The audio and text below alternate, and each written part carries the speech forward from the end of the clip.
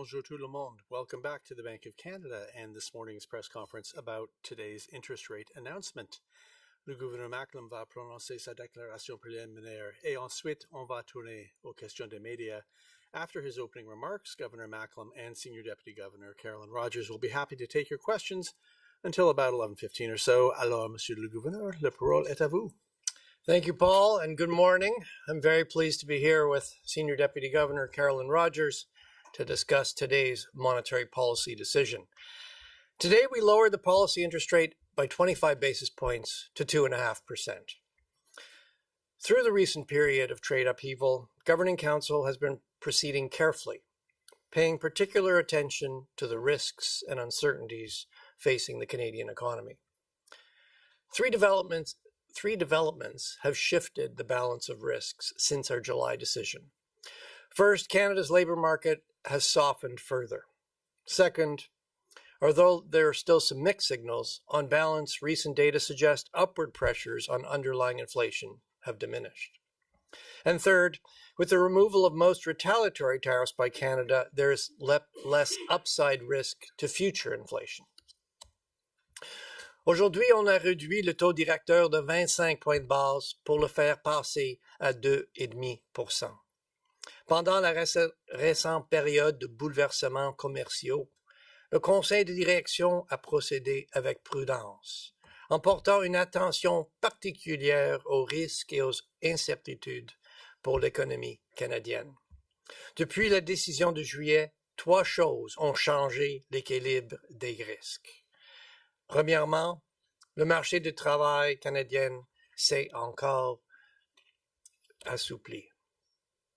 Deuxièmement, même s'il reste des signaux contradictoires, les données récentes indiquent en général que les pressions à la hausse sur l'inflation sous-jacente ont diminué. Et troisièmement, comme le Canada a levé la plupart des droits de rétorsion, les risques à la hausse entourant l'inflation ont diminué. Considerable uncertainty remains, but with a weaker economy and less upside risk to inflation, Governing Council judged that a reduction in the policy rate was appropriate to better balance the risks going forward. The bank will continue to assess the risks, look over a shorter horizon than usual, and be ready to respond to new information. So let me provide some details on what we've seen since July. After remaining resilient to sharply higher U.S. tariffs, global growth is now showing signs of slowing. U.S. consumers are cautious and employment gains have slowed. U.S. inflation has picked up in recent months as businesses appear to be passing on some tariff costs to consumer prices. In China, GDP growth was resilient in the first half of the year, but appears to be softening as investment weakens. The Canadian economy is being affected by both U.S. tariffs and the unpredictability of U.S. trade policy. GDP declined 1.6% in the second quarter, largely as expected. Exports to the United States fell sharply, both as payback from the pull forward of activity in the first quarter and because tariffs are dampening U.S. demand. Tariffs are having a profound effect on several key sectors, including auto, steel, and aluminum industries. Chinese tariffs on canola, pork, and seafood, new U.S. tariffs on copper, and higher U.S. tariffs on softwood lumber will spread the direct impacts further. Uncertainty is also weighing on the economy. Business investment contracted in the second quarter. Many businesses have told us they have paused investment plans given elevated uncertainty about U.S. trade policy. Businesses are also concerned that demand in Canada will weaken as the economic fallout broadens. There are some signs of resilience. Consumption was stronger than expected in the second quarter, and housing activity increased. But in the months ahead, low population growth and weakness in the labor market will likely weigh on household spending. Employment has declined in the past 2 months, increasing the unemployment rate to 7.1%. In addition to significant job losses in sectors that rely on U.S. trade, employment growth in other parts of the economy has slowed as businesses have scaled back their hiring plans. Wage growth has continued to ease. Turning to inflation, CPI inflation was 1.9% in August, the same as at the time of the July monetary policy report. Excluding taxes, inflation was 2.4%. The preferred measures of core inflation have been around 3% in recent months, but on a monthly basis, the upward momentum seen earlier in the year has dissipated. A broader range of indicators, including alternative measures of core inflation and the distribution of price changes across CPI components, continue to suggest underlying inflation is running about 2.5%. The federal government's recent decision to remove most retaliatory tariffs on imported goods from the United States will mean less upward pressure on the prices of these goods going forward.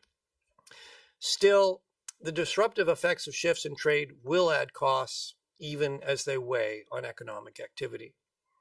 It is difficult to predict the extent of cost increases, where they're going to show up, and how they will get passed on to consumer prices. With some stability in U.S. tariffs in recent weeks, near-term uncertainty may have come down a little. But the focus is shifting to the upcoming review of the Canada-United States-Mexico agreement. And new U.S. threats to use tariffs as an instrument of geopolitical pressure are also contributing to global uncertainty.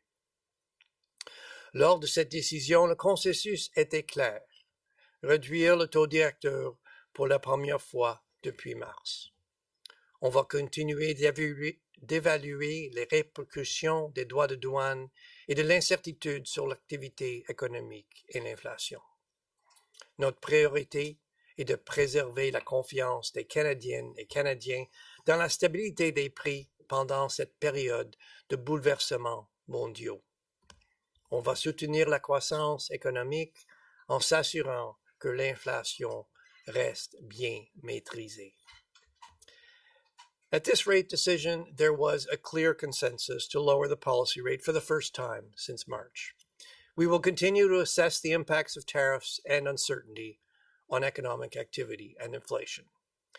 We're paying particularly close attention to a few things: how exports evolve given the impact of U.S. tariffs and changing trade relationships, how this spills over into business investment, employment, and household spending, how the cost effects of trade disruptions and reconfigured supply chains are passed on to consumer prices, and how inflation expectations evolve.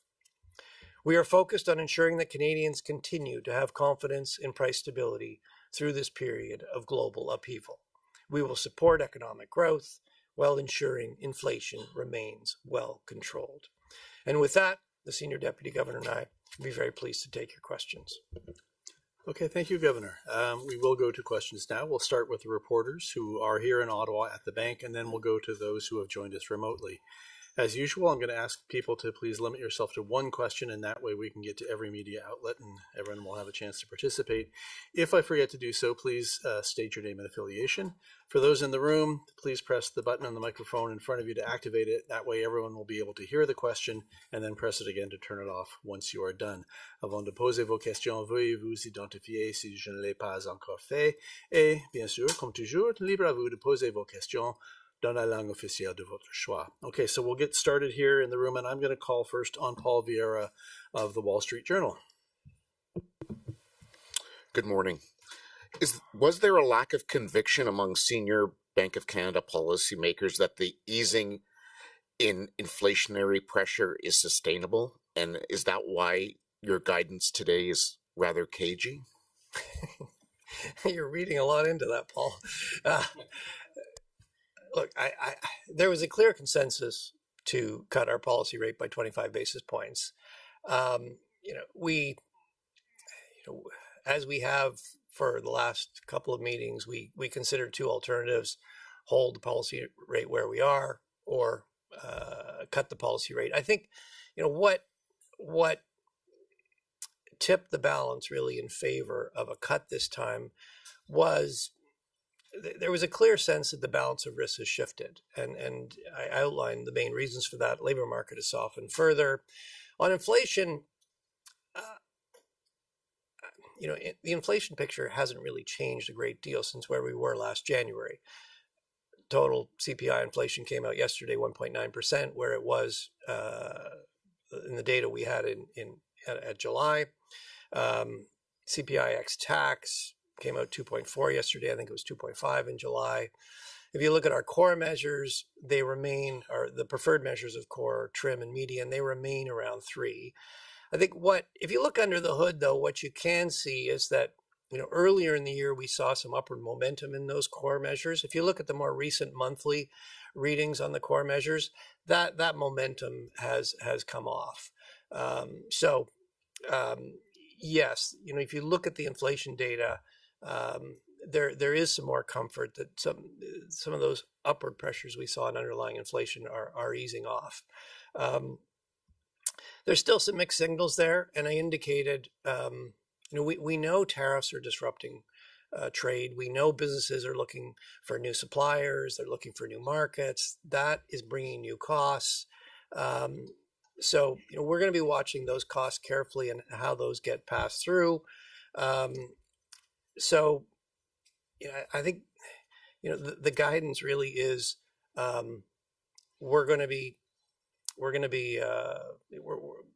we're not as forward-looking. We're not being as forward-looking as normal, and we're paying close attention to the risks and uncertainties. We demonstrated today, if those shifts, we're prepared to take action.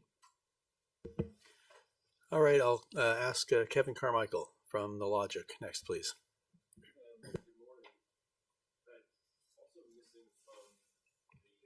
The communication today, besides any explicit guidance, is any mention of fiscal policy. There's clearly a lot coming down the track.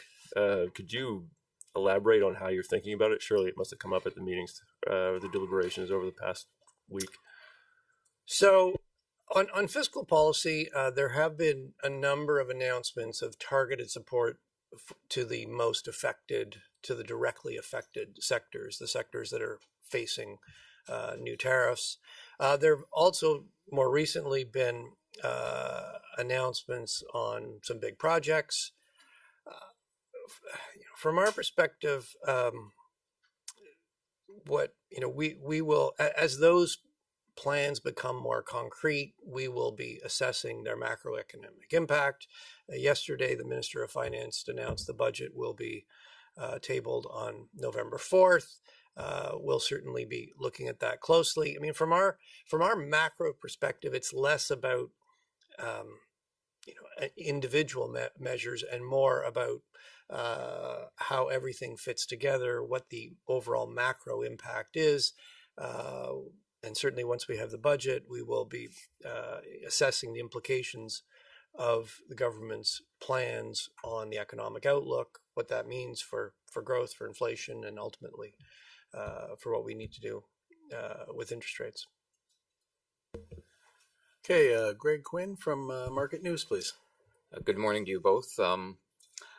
You are cutting interest rates, as you say, with core inflation at 3%, the top of your band. You're also looking at wider measures, and you say that those are 2.5%.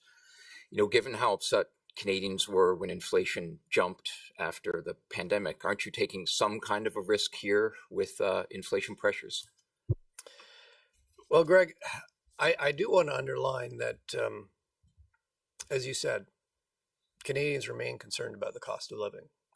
And our primary mandate is to maintain low, stable inflation, and we are very focused on that. I mean, total inflation is 1.9%. It's been running slightly below 2 since April, largely as a result of the elimination of the consumer carbon tax. If you look at, trim and median are running around 3%. As I indicated in response to Paul's question, if you look at the more recent monthly readings, they're running around, if you look at like the 3-month moving average, it's about 2.5%. And if you look at a range of other core measures, you look at like traditional exclusion measures, CPI X food and energy, CPI X, they're 2.4, 2.6. If you look at the percentage of components of the CPI that are rising faster than 3, it's roughly about where it is when inflation's around 2.5%. So when we look at it, we see underlying, headline inflation is 1.9, underlying's running about 2.5. Some of that upward momentum we saw has eased off. So yes, we do need to consider where inflation is going. At this point, inflationary pressures look a little more contained, and against that background and the background of a weakening economy that will put additional downward pressure on inflation, that tipped the balance of risks in favor of cutting our policy rate today. But we are proceeding carefully. We are going to be balancing those risks, and we don't want Canadians to have to worry about big increases in the cost of living. Next, I have Mark Rendell from the Globe and Mail, please. What would you need to see on the inflation front and on, the economic and employment front to cut again this fall? Well, Mark, if there was just one thing, the job would be so easy. I think you got to look at everything together. Obviously, tariffs are weakening the Canadian economy. You can see that very acutely in the directly affected sectors, for example, transportation and related services that are supporting those trade sectors. And you've seen employment, you've seen quite a bit of job losses in those sectors. One thing that has changed since July, when we looked in July, what you saw is that in the rest of the economy, employment was still growing. Employment growth in the rest of the economy has now slowed. We will certainly be looking very closely at what are the spillovers from weaker exports to the rest of the economy, and that that is going to be an important factor going forward. The weaker the economy, obviously, the more downward pressure that puts on inflation. The other side of it, though, is certainly when you talk to businesses, they're telling us they're facing a host of new costs related to trade disruption. They're trying to change their supply chains. They're finding new suppliers. They're trying to develop new markets. They're trying to reroute things. That all entails cost. And when you step back, the reality is tariffs are increasing trade friction with our biggest trading partner. That has efficiency costs. Monetary policy can't undo that. It can't reverse that. What we can do is help the economy adjust while maintaining well-controlled inflation. That's what we're focused on. To get more specifically to your question, it's going to be about balancing those risks. We've demonstrated today, if the risks tilt, if the risks shift, we're prepared to take action. And if the risks tilt further, we're prepared to take more action. But we're going to take it one meeting at a time. We are taking a shorter horizon. We're being a little less forward-looking than usual. And we'll make that risk assessment in October when we get there. Okay, Promit Mukherjee from Thomson Reuters, please. Good morning, Governor. Governor, the federal budget, as you also said, will be just after a week of your October's rate decision. Would you rather just wait in October and take a decision in December whether to cut or not, considering that we'll only after the budget will be clear how much of fiscal stimulus is coming, how much of cost-cutting measures are coming? Well, if fiscal, if the budget was the only thing happening in the world, that might make sense. But I expect there's going to be, we're going to get a lot of new information between now and then. And I've highlighted a number of things we're looking at. We're particularly focused on what's going to happen to exports. I mean, we saw a very sharp drop in exports in the second quarter. Part of that was just undoing the pull forward that we saw in the first quarter. Part of that is less U.S. demand for our exports because there's tariffs. The other thing we've seen on the export side is we've seen some increase in our exports to other markets.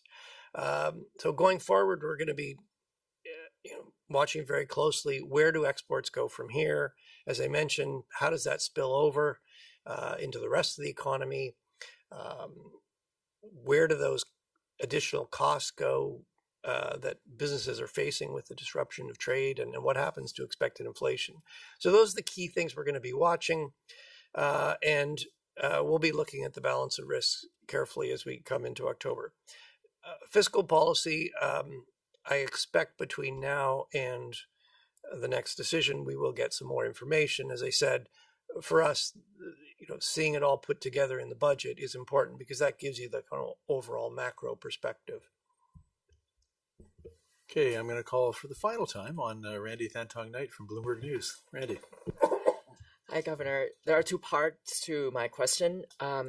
So the first part is, recently there have been continuous strains in funding markets. Will the Bank of Canada consider a technical adjustment to the deposit rates again, similar to how you did in March? And the second part is, can you explain what's happening with Quora and liquidity in overnight repos? Yeah, there's been a number of things going on in the overnight markets, Randy. I mean, the primary one, the thing that's had sort of the most direct effect, is we had a big maturity early in September, big bond maturity. And so there was a step down in the amount of liquidity in the markets. That's put a bit of strain. I think the markets are still digesting that step down and adjusting. We also, you'll recall in our financial stability report in May, we talked about a greater presence of foreign hedge funds in the market. They fund on the repo market. They fund Government of Canada securities on the basis trade. That trade goes, there's a bigger demand for that trade when there's an expected move in policy rates, as there has been in the last few weeks. So there's more than one thing affecting overnight markets. We've got a variety of tools that we can use. We're not contemplating any change in the deposit rate right now. Our plan, I think I answered this question last time, our plan to normalize our balance sheet is still on track. It's the same as we've shared consistently all along. We do expect some of this turbulence as we get down to our steady state settlement balances, but we've got a variety of tools we can use before looking at the deposit rate. All right, next I'm going to call on Jordan Gowling from the Financial Post, please. Hi, Governor. Where are we in terms of cost increases brought on by trade disruption? Are Canadian businesses still holding on to those costs or passing them on? And how much of a concern is that for policymakers when we're talking about the risks to the inflation outlook? Well, I'll answer that in two parts. I mean, the first part, what we've actually seen in the data that we have. So what we've seen in the data that we have is, as I mentioned, inflation hasn't changed much since where we were in July. If you look under the hood, the monthly data suggests some of the pressures on core, upward pressures that you see in core inflation in particular, have eased off. With respect to Canada's counter tariffs, you have to look pretty hard, but you can see some effects of those counter tariffs on the prices of some goods. You see it mostly more clearly in food. Food's perishable, so it gets passed on fairly quickly. Canada has now dropped most of those counter tariffs. So, going forward, what that means is, you'd expect those prices to come back down. I think, from our perspective, from a monetary policy perspective, I guess what I would underline is that, the effects of counter tariffs, the direct effect is a once-off increase in the prices of those goods. That'll show up as higher inflation temporarily, but to the extent that it's just a once-off level increase, the impact on inflation would be temporary. So we would tend to look through that. But, the risk for us is that a temporary increase, the increase in those prices has knock-on effects to other prices, and then it starts to look like ongoing inflation. I mean, from our perspective now, the fact that the direct effect of the counter tariffs has been removed, that takes away the first round effect, so there won't be a second round effect. So from our perspective, looking forward, that has taken off some of the upside risk to future inflation, and that was one of the things that tilted the risks today in favor of cutting the interest rate. All right, next I'll ask Mackenzie Gray from Global, please. Hi there. Further to the counter tariff conversation, can you outline how large a factor that was in the rate cut today? And as well, there still are some counter tariffs on things like steel products. Do you view that as a potential inflation risk going forward? Well, I want to underline that, we're looking both at the inflation data we have and the future. And, as I just responded, the inflation data we have, what you see is that inflation has not changed very much since July. And if you look at some of the more monthly indicators, some of that upward momentum we were seeing earlier in the year has fallen off. So that's telling us that the risk that inflation is going to move up further has gone down. The removal of the counter tariffs reinforced that because, as I just mentioned, it takes some upside risk off future inflation. So those two things together are telling us that the upside on inflation is looking more contained, and with an economy that's weaker, that all tilted the balance in favor of cutting today. So I think you gotta look at how these things sort of fit together and reinforce each other. It's not one thing; it's a combination of things. Okay, I've got two or three more here in the room before we go to the phones. Mike Lockacher, CTV. Governor, thank you very much for taking our questions. In a post on X, Ontario Premier Doug Ford responded to your decision today by saying, "Good, now keep going." I want to get your reaction not only to that, but also to ask you about how live the discussion was by Governing Council for an even deeper cut than you did today. Well, look, on the first point, we take our decisions independently of the political process. They are evidence-based decisions that will continue. End of story. On the second point, we did discuss two options, but as I indicated, there was a clear consensus across the Governing Council that the balance of risks had tilted in favor of reducing the policy interest rate, and I think I've outlined the reasons why we got there. Okay, Colin Daiichi Mishima from Nikkei, please. Hi, good morning, governors.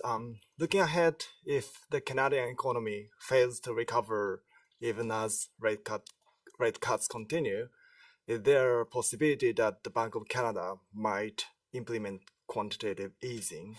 Would Trump tariffs qualify as the kind of exceptional circumstances that would justify QE? Well, look, we're a long way from even contemplating that. We've got considerable room with our policy rate. I think what I would emphasize is if you go back to where we were in July, we published 3 scenarios for the Canadian economy. In one based on current tariffs, another one with an escalation of tariffs, and another with a de-escalation. If you take the current tariff scenario, which is roughly the tariff scenario we're still in, we're not expecting a recession. Growth was clearly negative in the second quarter. We are expecting growth, somewhere around 1% in the second half of the year. So that is slow growth. It's not going to feel good. It is growth, but it's slow growth because growth is. The Canadian economy is adjusting to a different relationship with its biggest trading partner. In the escalation scenario, where there's a significant escalation of tariffs, U.S. tariffs, in that scenario, the Canadian economy does go into recession, and certainly the situation would be worse. Having said that, I still think we'd be a long way from quantitative easing, and obviously in the de-escalation scenario, things would look better, growth would be stronger, you'd get more of a recovery. Okay, before I go to the phones, I just want to check with CP. Yeah. Okay, Craig Lord, please, from Canadian Press. Thank you, governors, for taking our questions. At this point, with the budget coming in November, you will make the majority of your decisions without a federal budget in place this year.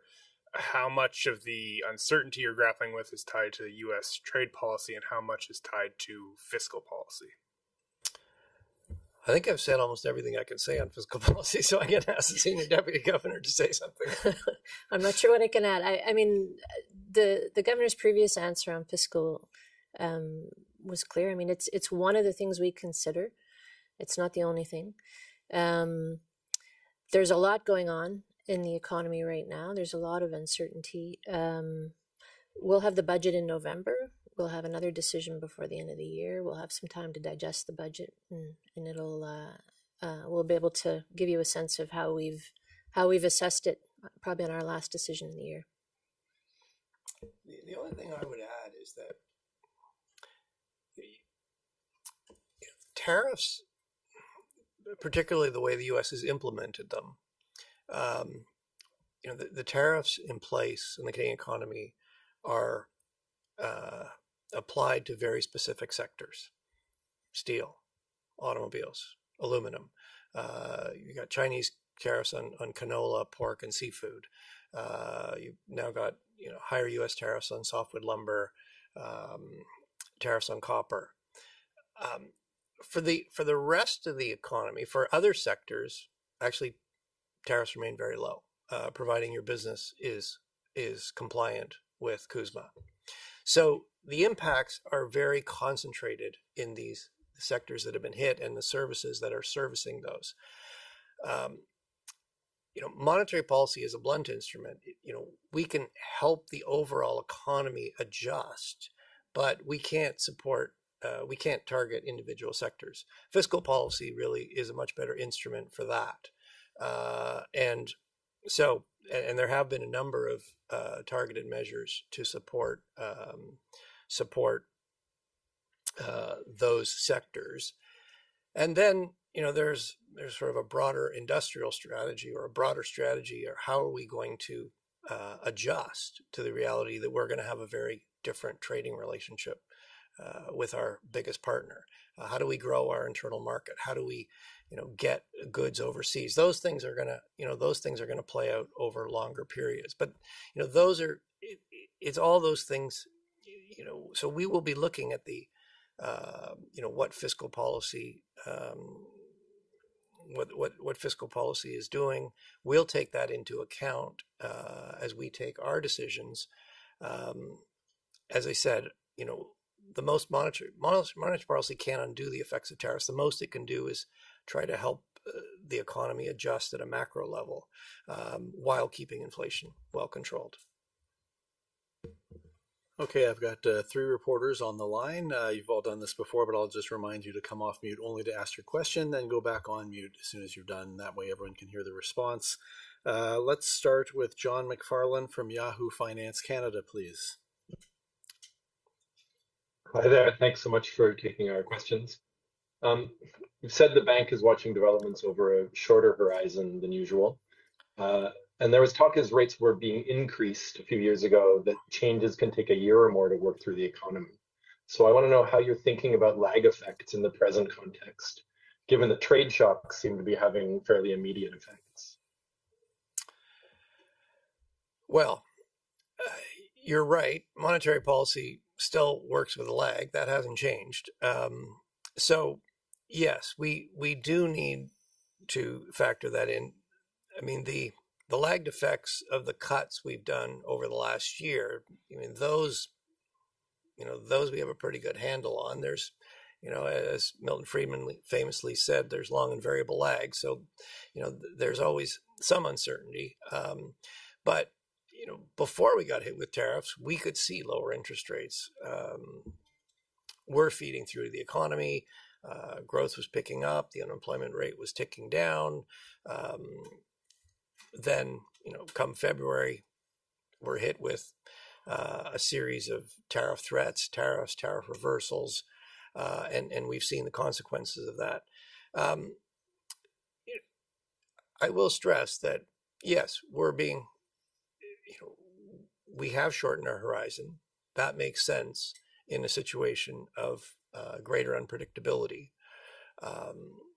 That doesn't mean we're not looking forward at all. We, as I highlighted in another question, we're using scenarios as a way to map out the implications of different tariff policies in the US. What would the implications be for the Canadian economy? So we're using the scenarios to map out what different futures could look like. And those have been very helpful in our decision making because we're trying to take decisions that would be robust to more than one outcome. Looking forward, we have seen more stability in US tariffs since July. And in that sense, at least, some of the near-term kind of general tariff uncertainty has declined. As I mentioned, outside of the affected sectors, tariffs remain low. If that stability remains, I expect we will be able to get back to a base case projection in October. We'll see.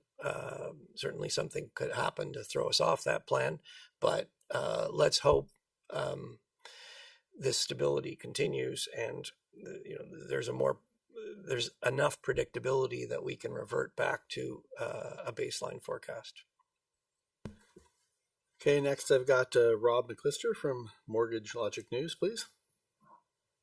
Good morning. History has shown that inflation can significantly exceed the 2% target for a while, despite slowing growth. Are there any foreseeable current or upcoming factors that could potentially boost the risk of at least modest stagflation? And if so, what are they and how much of a threat are they? Well,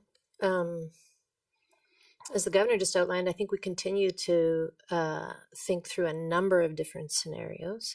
I mean, we've had a number of questions here today. We have seen a bit more stability in the tariff policy. That could change. We could see new tariffs come on. We could see changes in policy that aren't maybe even directly related to the Canada-US relationship, but are broader. That could translate into some renewed inflation pressure. We talked about the indirect effects. I mean, even in an environment where we're not seeing direct effects of tariffs on prices, we are hearing consistently from businesses that they're putting a lot of effort into protecting themselves against an unpredictable trade policy environment. So they're rerouting supply chains, they're looking for new markets, all of those things. You can't see it as directly as a tariff price change, but they do result in general pressure on prices.